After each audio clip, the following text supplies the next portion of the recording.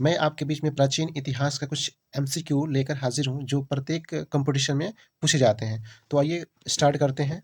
कह रहा है कि प्राचीन काल में लोग किस भाषा का प्रयोग करते थे?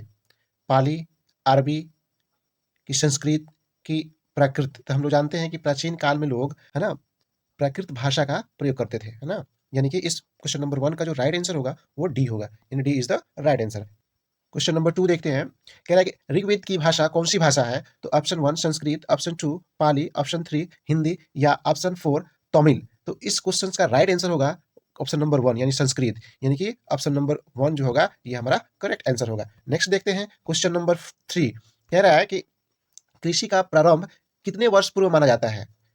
7,500 वर्ष पूर्व, कि 4,700 वर्ष पूर्व, कि 2,500 वर्ष पूर्व या 2000? तो इस क्वेश्चन का राइट आंसर होगा 7,500 वर्ष पूर्व, यानी ऑप्शन नंबर 1 हो जाएगा। नेक्स्ट क्वेश्चन देखते हैं। क्वेश्चन नंबर 4 कह रहा है कि इंडिया शब्द किस शब्द से लिया गया है?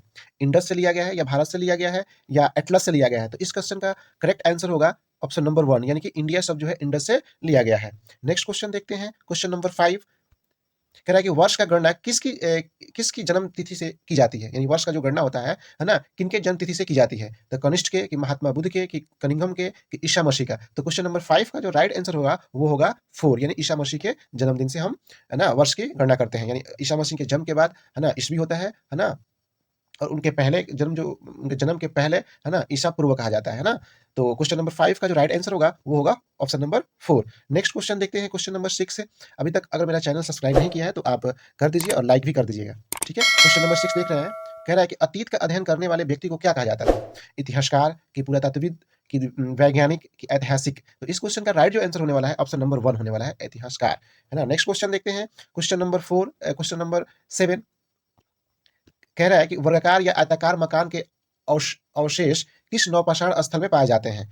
हल्लूर में, कि मेहरगढ़ में, कि पैयमपल्ली में, कि ओजली में? तो इस क्वेश्चन का जो राइट आंसर जो होगा ऑप्शन नंबर 2 होगा, यानी कि मेहरगढ़, यानी मेहरगढ़ में, है ना, आयताकार मकान का अवशेष नौपाषाण स्थल में मिला हुआ है ना?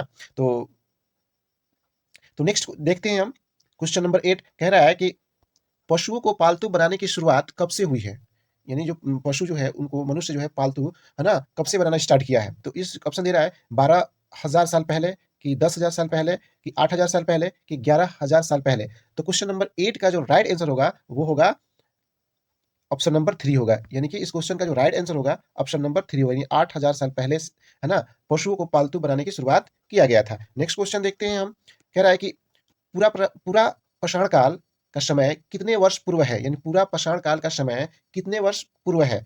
तो 20 लाख से 12,000, या 20 लाख से 4700 वर्ष, या 10 लाख वर्ष पूर्व, या 15 लाख वर्ष पूर्व? तो हम जानते हैं कि इस क्वेश्चन का, यानी क्वेश्चन नंबर 9 का जो राइट आंसर होगा वो होगा ऑप्शन नंबर 1, यानी कि 20 लाख से, है ना, 12,000 वर्ष पूरा पाषाण काल, है ना, का समय है। नेक्स्ट क्वेश्चन देखते हैं। क्वेश्चन नंबर 10 कह रहा है कि मानव इतिहास का सबसे पुराना लगभग 99% कहानी किस काल में घटित हुई है?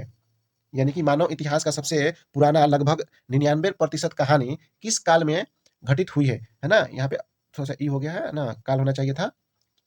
ठीक, घटित हुई है। तो नवपाषाण काल में, या मध्य पाषाण काल में, या पूरा पाषाण काल में, या इनमें से कोई नहीं है। तो हम जानते हैं कि क्वेश्चन नंबर 10 का जो राइट आंसर होगा वो होगा ऑप्शन नंबर 3, यानी 3 इज़ द राइट आंसर, यानी पूरा पाषाण काल में 99%, है ना, जो मानव इतिहास का जो कहानी है वो घटित हुआ है। नेक्स्ट क्वेश्चन देखते हैं। क्वेश्चन नंबर 11 कह रहा है कि मेसोलिथिक या मध्य पाषाण युग के संबंध में निम्नलिखित कथनों पर विचार करें। कह रहा है यहाँ पे कि पत्थर के औजार आकार में बड़े थे, है ना? इस आबादी के दौरान पत्थर के औजार को माइक्रोलिथिक कहा जाता था।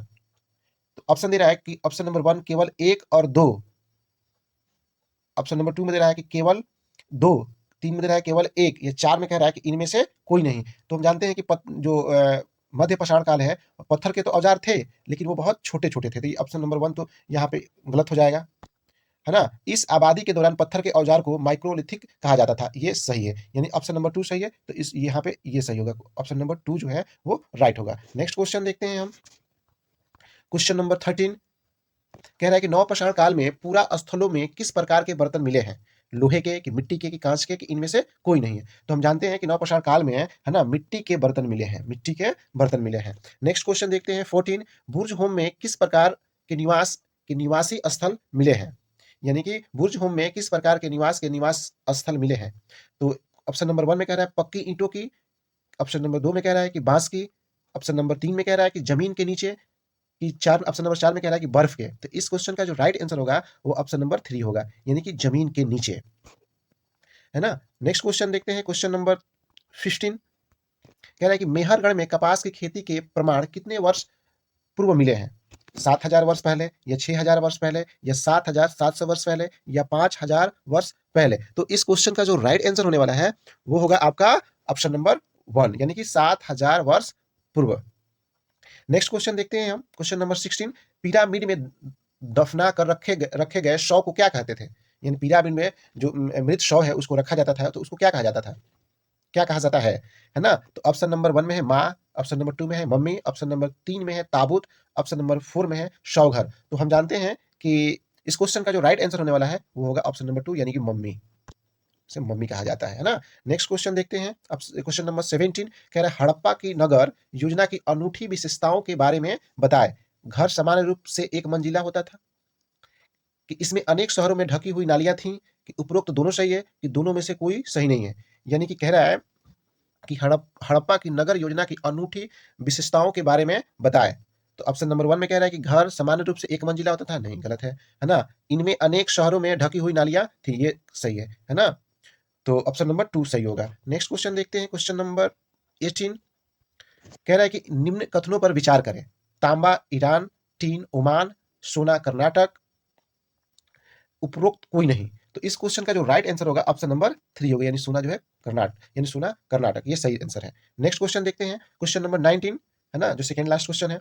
सबसे पुराना वेद है, यानी सबसे 4 वेद होता है ना? सामवेद, ऋग्वेद, यजुर्वेद, अथर्ववेद, ये 4 वेद होते हैं। तो सबसे पुराना वेद कौन-सा है? तो हम जानते हैं कि सबसे पुराना वेद जो होता है वो ऋग्वेद होता है, यानी इस 19 नंबर क्वेश्चन का जो राइट आंसर होगा ऑप्शन नंबर 2 होगा, है ना? नेक्स्ट देखते हैं और आखिरी क्वेश्चन देखते हैं। अगर मेरे चैनल को सब्सक्राइब नहीं किए हैं तो आप कर दीजिए, चूँकि इसका नेक्स्ट जो वीडियो है वो मिलने वाला है, ठीक है? क्वेश्चन नंबर 20 देखते हैं।